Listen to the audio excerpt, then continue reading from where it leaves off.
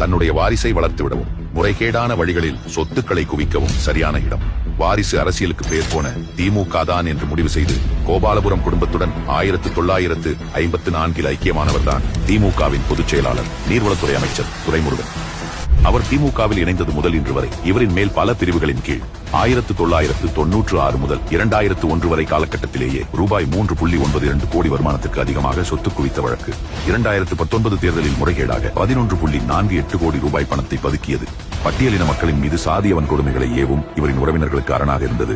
பாலாற்றில் 70 அடி ஆழம் வரை மணலை சுரண்டி மணல் கொள்ளைக்கு வழிவகுத்தது.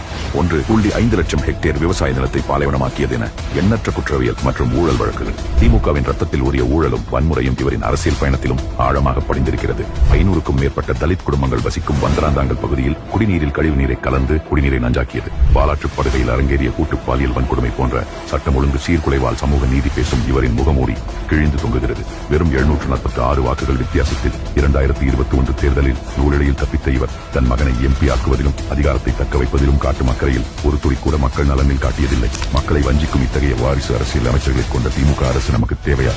சிந்தித்து பாருங்கள் மக்களே.